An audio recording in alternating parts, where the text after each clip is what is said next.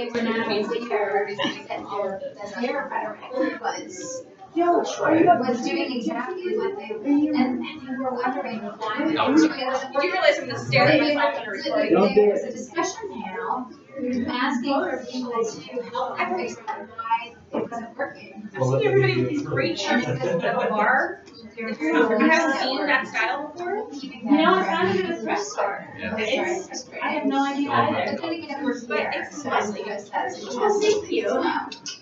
That's true. I said, yeah.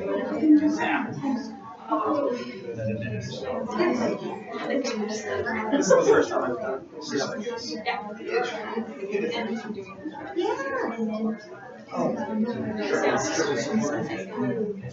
Yeah, you're in a better place.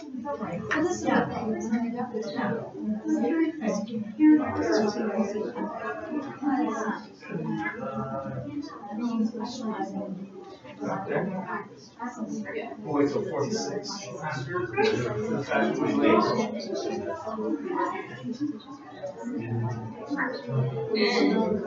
So basically, like,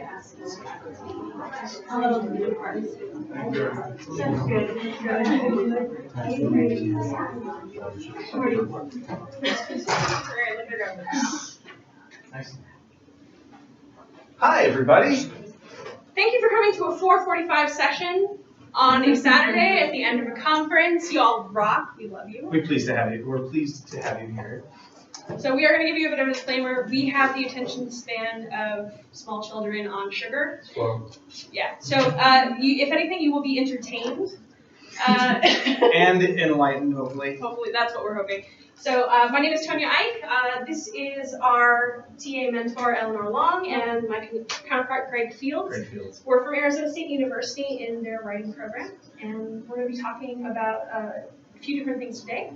And so this panel, we each are going to kind of take different pieces, different veins of collaborative inquiry project that we did, and a study that we worked through together. So expect us to interrupt each other. Expect us to get distracted by how cool the things we're sharing about our students are, because we love our students and the work, and we're really impressed with some of the work that they did. So just to get that out of the way ahead of time, and yet we will hopefully still invigorate you intellectually. So again, like we're saying, Ellie is going to be talking about kind of where our work came from, and then we're going to be splitting our talks into the two veins of first looking at kind of looking at inquiry as what the goals of the institution can play into helping students work in our writing classrooms. And then where it kind of all started for us is trying to figure out how to do an extended metaphor-based curriculum inside English content. So we'll basically have 5 sections to this panel. The first is going to be an introduction to kind of the academic setting, or the institutional setting, and Ellie's going to provide that, as well as give a frame for how we even got started on taking an inquiry project that started in a class and moving it into an IRB study. And then we're going to discuss a little bit about our course design, kind of the basics of the course, and then we're going to take 2 veins and discuss one connected to the New American University, which is focused on moving students' writing beyond the classroom, and the other, to put it concisely, and then the other of how metaphor-based curriculum aided that and has the potential to help with transfer, while also respecting students' individual formative ideologies. So if we have time, what we're going to do is we're going to give you guys some opportunities to apply this to your own situations, and we're going to, give you a chance to ask us some sort of direct questions and talk through this and do exactly what we did to start this process. So at any point during the presentation, please feel free to interrupt us if we are not making sense whatsoever. Or if you just have a general. If you just have a general question, we like that sort of spontaneous action. Yes. All right. On that note. So, Ellie. So the conundrum prompting this inquiry is likely familiar to any of us tasked with teaching first-year composition courses focused on argumentation. In our school, it's called English 102, so that's what we're talking about here. On the one hand, right, scholarship on how public discourse actually works when it promotes the health of diverse communities has led many people to be dissatisfied with how the mainstream textbooks available support both TAs and first-year composition students learning to approach difference as a resource for writing about complex issues of shared concern. So that's the crux. Abby Knobloch's argument against the textbook industry that's built up around these kinds of courses turns on this very concern for how writing courses approach difference. She contends, as we attempt to help students negotiate differences, we do them a disservice if we limit definitions and practices of argument solely to conversion and an intent to persuade. On the other hand, it's a field we also know, as E. Shelley Reed reminds us, that merely assigning more reading to new TAs about this discrepancy is insufficient to bringing about the kind of change in performative classroom practices that would embody more formative approaches to difference. Instead, as David Russell and Arturo Yanez contend, the entire activity system in which writing is taught would need to shift. TAs, by extension first-year college writers, would need to be part of this co-construction of this activity system to more authentically engage with the transformative potential of difference. And just as we think this argument for a new activity system might provide us with some purchase, post-process scholars remind us we can't assume that the answer to this conundrum would exist in a single pedagogy, or that if such a pedagogy could be brought into being, that it would necessarily bring about the desired outcome of students' writing. As Paul Lynch reminds us in After Pedagogy, learning to teach writing is just more complicated, more contested, more uncontrollable than that. His argument, too, is embedded and responsive to the lively unpredictability of difference. And his call is for a writerly wisdom responsive to this productive volatility of difference. So what's a writing program to do besides be mired in this tension? Writing programs at ASU took the following approach to trying to change first-year college curricula through TA education. Professor Shirley Rose, Director of Writing Programs, Dan Marino, and myself, as TA educators, began this effort several years ago, always against the backdrop of writing the WPA learning outcomes, which I'm not going to talk about. Our first try 2 years ago attempted this shift. So now I'm ready for this, yes. In first year, second semester instruction we inherited. So our first try to shift from a curriculum where it was really focused on these kinds of paper types, right? So students could write anything, but they had to generate these three kinds of papers. And mud genres, everything you can imagine, right? It's probably embodying that curriculum. And so we spent a lot of time looking at having your say in critical situations and other scholarship, and came up with a series of questions that we wanted to see sustained over the series of 15 or 16 weeks. What's an open question that writers are caring about now? Those might be at the end of a textbook or anthology, right? But they represent some contemporary questions that reasonably people disagree about how to address. Who's a writer has helped me pay attention? How did he or she craft his or her writing to get and keep my attention? What's a connection of mine to this conversation? Why does it matter? Who are the key people engaged? What's the difference that makes a difference for them about this thing? And knowing what I know now, what would I do or make differently than I would have before? So the idea is that by the time students get to this question, they haven't simply been repeating what they came into the class professing, but instead have been learning along the way and articulating different conceptions of that.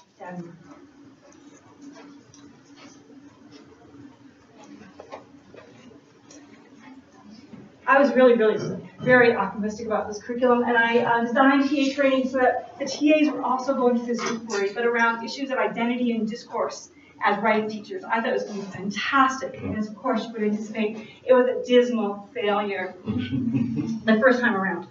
So the existing curriculum had earned staying power through hundreds of assignments that circulated online and in our offices that to support this, right? This was very sedimented in ways that were surprising to me, just how sedimented. And of course, the textbooks directly support that curriculum. So I found myself with a revolt on my hands. And I was told by my budget and personnel committee I was condescending by thinking this was a necessary shift into equipping so condescending. So I had to figure out something else to do. And I think what was really interesting to me is the way in that space, Grable and Simmons' argument for how to do this sort of thing in a risk communication class came up short. So they say it's one thing to talk about how decision makers should listen and should allow people to participate. It's an entirely different project to structure as part of everyday practices of a given institution, research designed to facilitate participation, right? TAs said, this is not what I signed up to teach as someone in English studies. So in retrospect now I understand that better, and it's kind of embarrassing to me that I didn't anticipate that rival more clearly, but I didn't. And so we had to rethink what to do. And so this idea came to mind that maybe if we enlisted interested new TAs in designing curriculum that would become part of the material shared with new TAs the next time around, that there might be a more gradual shift in the learning culture, but it also meant that I was no longer professing a single curriculum, but it rather became an open question. What would TAs make of that column, those series of questions? Let that instantiate this change in the shift that we were after, and also generate the materials, some of the materials that would become available to TAs next time around. So, what's exciting to me is that Tonya and Gregg were part of the 8 of the 30 TAs who agreed, who wanted to be part of that study. In the fall, they read together and designed what they anticipated teaching that following spring in their 102 classes. They all taught their own curriculum for 102 that spring, and then refined and tested and refined the materials they had been developing along the way. And then what they had in May, they could choose any part or all of it that they wanted to share with the new TAs. And then this next fall, they'll be working with the new TAs to share what they have in mind and keep the kind of the engine moving that way. So that's the background, story behind the story. So maybe before we get moving into what we did with our course or how we began the inquiry process as a part of her initial project, let's give you some we've got a video to give you some context. I'm scrolling the wrong way on it. Sure. Do you do it? Okay. So ASU writing programs put this together about a year ago to let people writing know. programs in the Department of English, Tina welcomed 161 faculty, staff, lecturers, instructors, and teaching assistants to the opening convocation for the fall 2014 semester here at Arizona State University. For this 2014-2015 school year, Writing Programs is welcoming 30 new teaching associates into 3 different programs. These new TAs are part of the 96 TAs teaching and writing programs, who make up just under half of the entire staff of the 217 writing programs on the ASU Tempe campus, which also includes 38 faculty associates, 60 instructors, 10 professors, and 13 lecturers. This fall, writing programs will be teaching 523 sections of writing programs classes, altogether serving 11,326 students. This is a 4.4% increase in the number of sections and an 8.7% increase in the total number of students being taught by ASU writing programs since last fall. So that just gives you a little bit of a background into the institution we're coming into. And you can see why it would be easy to have a process get sedimented and how just beginning to have those conversations, there's also that potential in an environment like that for gridlock. For gridlock, and also the opportunity for kind of fires to shoot out in all directions in the most positive way.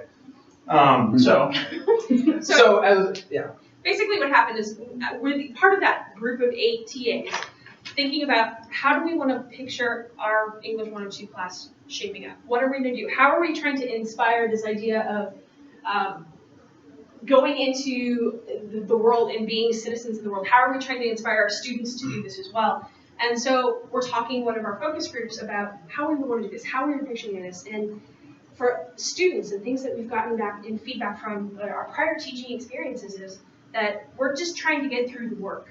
We're trying to understand the concepts that you want us to write with. So they don't want to do anything extra and above and beyond that. How do we frame these concepts in a way that makes it easier to write, that makes it so the concepts don't get in the way of the action that we want them to do? So what that kind of framed in my mind was, okay, give them something to visualize while they're writing that isn't necessarily the concepts. And I'm thinking, maybe I can frame everything in a metaphor.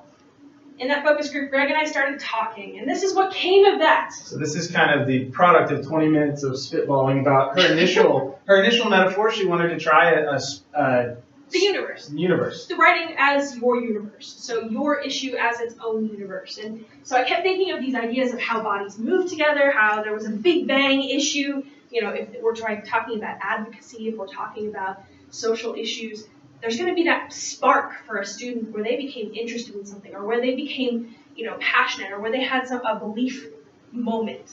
And for them, how did that start? What does that do? How do the bodies move around each other? How are stakeholder relationships formed? So for me, it was always about creating this universe and then making it smaller and smaller and smaller until it fit their concept.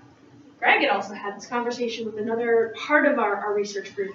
And so we had kind of tossed around the idea of like, okay, what's another way we can think about stakeholders? Because according to the curriculum, we're supposed to try and do this problem analysis paper. So how can we get students to reconceptualize stakeholders? And so I love metaphors, I just do. And so when she mentioned the space thing, I'm like, okay, well, let's start taking this to see what happens when we start just blowing this thing up. And so, we went to some really insane levels with this, to be fair. Yeah. So this was the initial 20-minute conversation. For us, the campfire metaphor was the fire itself was the central topic that everybody surrounded around. Proximity to the flame indicated levels of power, possibly. So if you're out in the shadows of the forest, you're marginalized, and that can change. For the space metaphor, it was, sometimes you're Pluto and marginalized, or sometimes you've got these people who are involved in conversations who are like Jupiter. They're basically big, really big, giants full of hot air, but have a lot of pull. You know what I mean? So when and this is how I phrase it to the students. It's like the stakeholders. Some of them have more gravity. Some of them have these ideological pulls on all the systems around. So seeing this metaphor-based,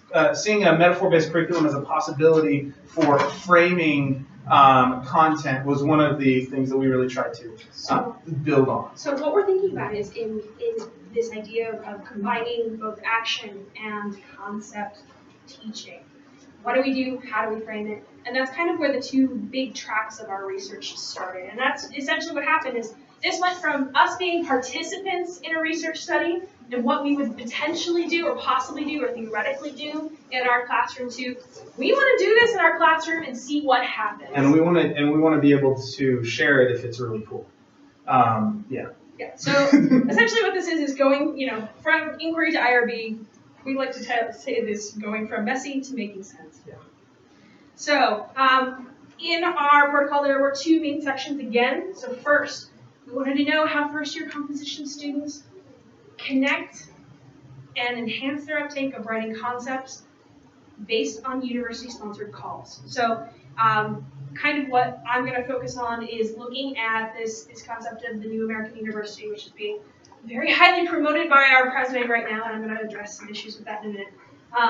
But it's basically trying to get our students to do something with their learning. To look for local exigencies for their research that they did in the class on a problem analysis or potential advocacy project, and find a real local audience where they can start turning the cogs in the smallest way, in their small way. Like, how can they take what they're learning and move it beyond the classroom and impact the society culture around them? So we want to see what the problems are, what possibilities exist in trying to help students conceptualize that. We also want to see how they actually respond to this idea of, we want you to do something that changes the world. And it doesn't have to change the world in a big way, but it just has to do something that you think is important. Turn that cog one more notch. Turn that cog one more notch. How they respond to it. And it was interesting to see that, for the most part, we have some really positive responses to that. But we have both ends of the spectrum. And we'll show some of those responses. And then the second vein, as we mentioned, is the idea of seeking to understand how writing instruction can support this idea of sustained inquiry, problem solving, while also respecting the range of values, commitments, ideological perspectives that students bring with them and develop and continue to form while they're in college. That's going to be more of what I address. And we specifically, one of the ways we did that is we asked questions of this extended metaphor. How does extended metaphor impact students' understanding? How does it accomplish these tasks? How can we sequence the structure so that the course content and feedback all play into making this extended metaphor successful at opening up space, opening up discussion without imposing teacher ideologies? So one of those things that was really important for us to remember is, yes, we're having this overarching metaphor that helps us talk about these concepts. But we also wanted to take into account that the students might not actually grasp the concept that way. So it's having that evolving idea, having that evolving visualization, and the visualization part of it is extremely important to our course. So with that in mind, the actual mixture of our students, we had 86 total students in 4 sections, 67 of those consented to participate. And we took that mixed methods approach for both taking the work from our students and getting recordings and impressions and surveying and things like that. Yeah, we kind of took, it's like a mixed methods, almost autoethnographic way of dealing with this, because we're in the class, we're recording how we're teaching, we're recording student responses. We're seeing how they engage in conferences so that we can make sure we don't miss anything when it comes to did they really get it or are they really using it the way we intended. And so we took, and beyond just we also are looking at their major projects, their drafts. So, but we wanted to make sure we were able to not miss out on rich pieces of data that may be auxiliary or that extemporaneous of the classroom. So what's really been fun in our initial kind of looking through and culling through all of the information is how it's triangulating and how how we're seeing the development in the students through their responses over the course of the semester. So what this actually means is when we started the semester, we had the students question what was important to them. It was very, very prescient for us to have the students look at what was of interest to them. So that's why we didn't assign topics. That's why we didn't assign a theme. So we used the metaphor to frame how we introduced content. And I'll get more into this, but we did use a little bit of we blended a writing about writing approach with an aspect of engagement by letting the students choose their own topic, and them knowing ahead of time that they're going to be using this topic for 16 weeks. You're going to be studying this, you're going to be digging into it, you're going to be writing in multiple genres, trying to figure out what's going on and do something with it. And so the first week we both asked them, what's something you care about enough to spend 16 weeks on? And so what's something you want to see, what do you see as a problem you want to change? And it's mostly, what are you invested in? So if they feel like they're invested in this topic, if they feel like they're a part of this topic, they seem so much more receptive that way. And so we had 3 basic writing projects, like Ellie indicated on her slide. We had 3 basic writing projects we were supposed to work around in a sense, and that we did have some flexibility to tweak. But we had to work with a rhetorical analysis, a problem analysis, and an advocacy proposal. And Tonya? We were of slight disagreement about how to sequence these projects. And that we in turn decided that would be something that we wanted to research as well. Does the sequence matter? So for me, I wanted to do that rhetorical analysis first. And then for me, I had them frame a lens text to create context and background. And what I mean by lens text is they chose a visual document, they chose a video, they chose a lecture, they chose an article, something that spoke to them about the issue and what they knew and what they felt. So for them, it was, tell me what people are saying, what is this document saying to you about the issue, what is the author in your ideas and in your research trying to express with this document, and having them take a look at something that they hadn't given a second thought to. So that gave them that background. Why is it being said like this? Why is this happening? So for example, one of my students who suffers from anxiety found this little tiny print ad in her mail that she felt like trivialized the condition of anxiety. And it was a pharmaceutical ad. She's like, why are pharmaceutical companies doing this? It's not something that can be cured. So this ad is telling people their anxiety can go away. And it can't. It's not something that ever goes away. And she went off, and this child became so passionate about this specific topic. And she went off on it, and she built the context. She found the history, and she found how people look at anxiety through periods of time, and what doctors say, and what marketing has been done about it. And that's how she built a rhetorical analysis about a tiny little ad in her mail. So it created a spark for the young woman who was able to, and then it built into these other projects. Mm-hmm. So going into the problem analysis, this looks specifically at stakeholders and relationships. So I told them, take that context, those histories that you've built now, what does it mean? Who's involved? How are they related to each other? And build that up. So that became more like kind of, it was a bit like a literature review, but it was drawing relationships. And then with the advocacy proposal, they had to choose genre writing. So some of them did multiple genre documents in their advocacy proposals. So for me, I also had them build the documents that they would do for whatever plan they were creating. And then they had to do an additional rhetorical analysis about the documents they created, why they created those specific documents, and how they formed them. So a bit of a turnaround on their own work. And then, my version of this, I decided to put the problem analysis first. And also, the usual sequencing of these is 5 weeks rhetorical analysis, 5 weeks problem analysis, 5 weeks advocacy project. Because I really wanted to have some time for sustained inquiry, I made my problem analysis, this is based off hers, but I put my problem analysis first, and we decided to adjust the time on that so that it took up a full 8 weeks. So for my class, we spent the first half of the course discovering. And so I told the students, I want you, this first section, this problem analysis, it's not about you making an argument. It's about you discovering what's going on. And it's not your standard research paper either. It's got elements of that, but it's about discovering who's involved, almost a compositional form of Foucault's delay of the end. And so let's push off coming to a conclusion, delay argument, and read with an inductive method where what are they actually saying and how are they all talking about each other surrounding your topic. So I wanted to give more time for those inquiry questions and sustain that process of inquiry for that first half of the course. And then I moved on to a rhetorical analysis, which allowed them to dig deeply into a single text so that they could better understand the gravity of that particular piece within the larger system after they'd already become familiar with 9 or 12 sources at that point. And then finally, our advocacy proposal ended up lining up so that we were doing that at the same time, where now that you've done all this research and you've kind of dug into this topic, what are you going to do with it? And so that's the basic structure of how we frame these two courses. Right. So, and something I'll talk about in regards to the rivaling, to the probing and the questioning and inquiry, I'm going to echo again what Gregg said. It was really important for us for these first two projects, regardless of the sequencing, that the students look at what people are saying. They look at the rhetoric. They look at what's happening and how that plays into the culture. So this is the idea of, we start them off with that idea of, you're looking at what other people are saying. Don't form an opinion yet.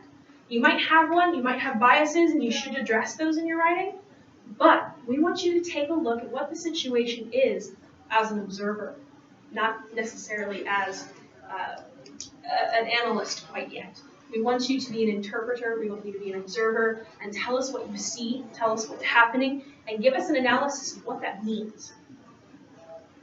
So, and like we said, we kind of split our time a little differently than the rest of our cohort. So, there are some limitations.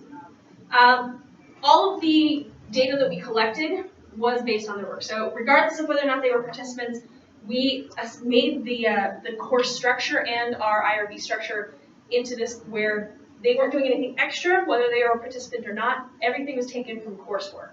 So that includes surveys, that includes reflection work, that includes their essays, that includes their conferences. And then they either opted in or opted out. If they signed a consent form, now after the fact, we went back and saw who gave a consent form because that was part of IRB protocol, so it didn't affect our grades. And basically, whoever opted out, we just governed their data. The sad part of that is some of the folks that we were so excited about the work they were giving us, and it was going to be amazing, and it was going to contribute greatly. We don't get to actually put in, and we are sad. But like we said, we had 86 students, 4 sections of English 102, and 67 of them gave consent. So that's a pretty solid body of, in my mind, that's a pretty solid body of data to start with. Other limitations. As we move into talking about the ASU new university model, there are some labor politics I'm sure some of you have seen in the news with our institution and trying to foster extra work and things of that nature, as well as the accountability and the social constructs. Yes, there is a book that has come out since we constructed our protocol related to the new American University that has been authored by our president and another individual at ASU.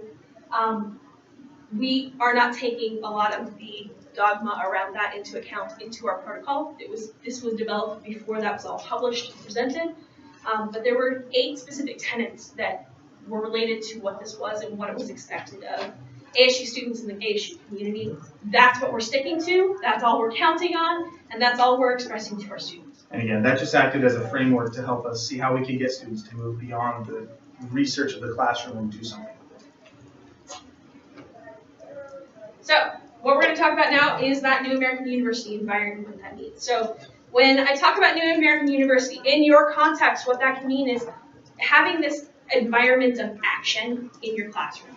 So what that kind of was for us, and I'll reiterate the question, is how can composition curriculum art for inquiry based on rhetorical and problem analysis incorporate institutional goals of the ASU's New American University model and help students create advocacy proposals supporting campus or community initiatives. So we wanted to see how we can support students doing good work. So what is this concept? So those 8 tenets that we're talking about, ASU has this idea of leveraging its place. So it's like we have privilege, we have power being a university, we have resources at our disposal. How can we let students know how to use them? We want to be able to transform society. So ASU wants to be basically a catalyst to do things, to do good work. Value entrepreneurship. We want to be able to have some sort of avenue of innovation, whether that's social innovation, technological innovation, economic innovation. They want to have students have the impetus to do that. We want to be able to conduct use-inspired research. So students shouldn't just do research for the sake of finding out about something. They want to be able to do research for the sake of doing something with that information. And last, we want to be able to enable student success. For me, this was extremely important. When I started teaching in ASU and I started teaching first-year composition, one of the first things that I ran into was students who had been told they are terrible writers. And teachers who said, you need so much work, I don't know if you're going to make it in college, I don't know what's going to happen. And yet when I would talk to these students, they were so insightful.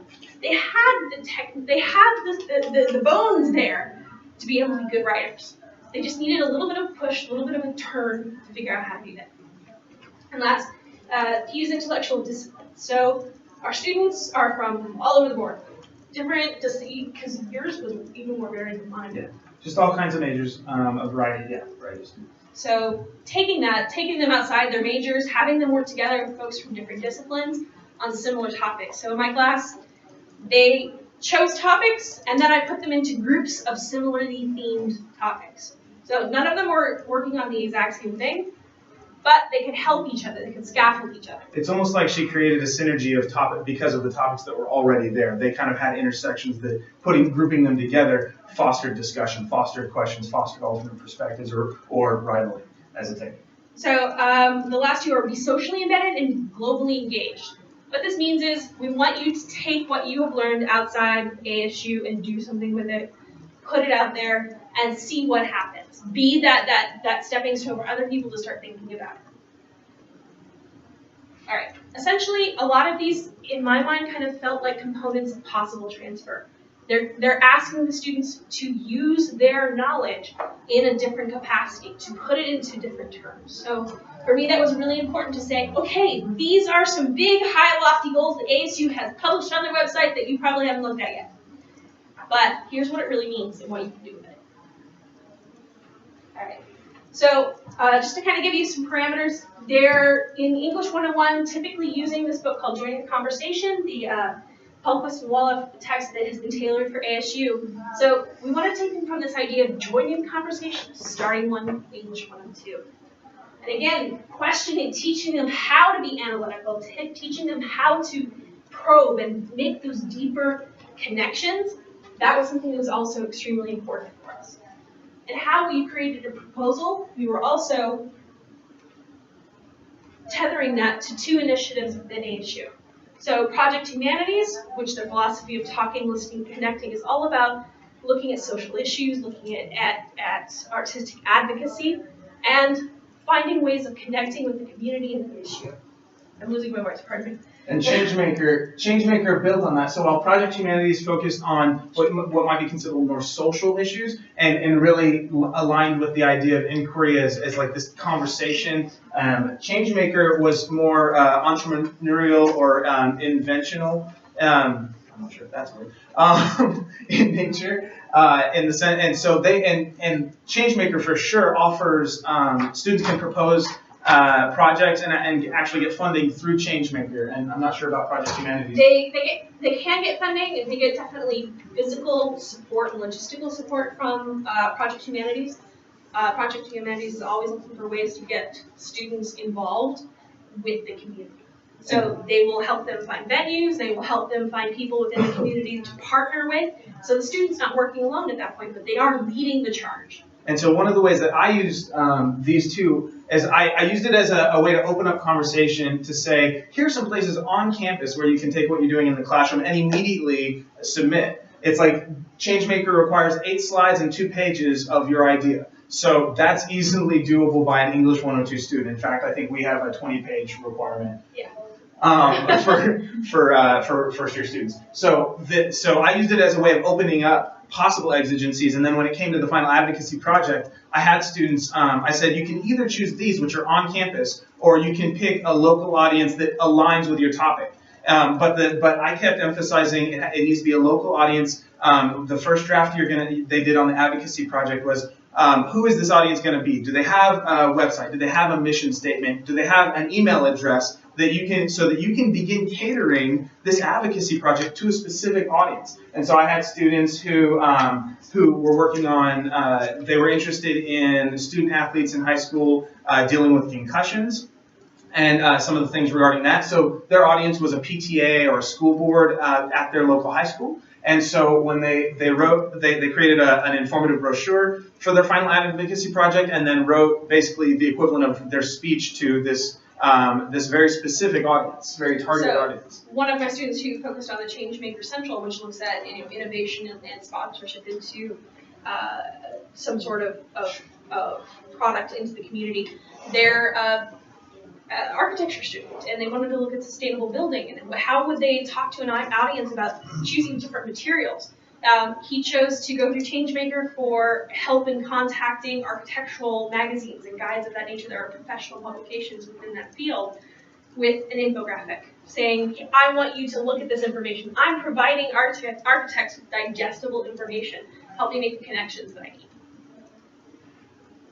So what was also kind of important here were the conference timing. I started doing conferences before my students wrote their drafts. So I looked at what they were doing with their process work and thought, okay, I'm going to help you at the beginning with this process of inquiry. What are you looking at? How are you making your connections? What's related? What information have you found? What do you think your lens text and your sources are saying? Gregg also was doing his during It's kind of the last week before and during the drafting process. So I let them think a little bit before I interjected. So we wanted to see how that changed the dynamic a little bit. We also looked at parameters like building on past writing experiences and valuing the knowledge they had, building the roadmap together, and you did an activity on goal mapping, right? So most definitely. So through these conferencing processes and through looking at their past writing experiences, what I wanted them to see is that you can work backwards. Think about what you want to do. So in our conference for the first writing project, I told them, what do you want to do with writing project 3? What change do you actually want your readers to help you make happen? So that really kind of confused them. We're working on writing project 1. Why are you asking about something we haven't even talked about yet? And that's why we kind of walked through that process of where do you want to get to? So we did that backward step in goal mapping, in the conferencing and in courses, and in looking at how to change something. So each time we looked at how the information backs into where you are now and where you want to get to. So what that also meant is they were creating foundations for genre writing.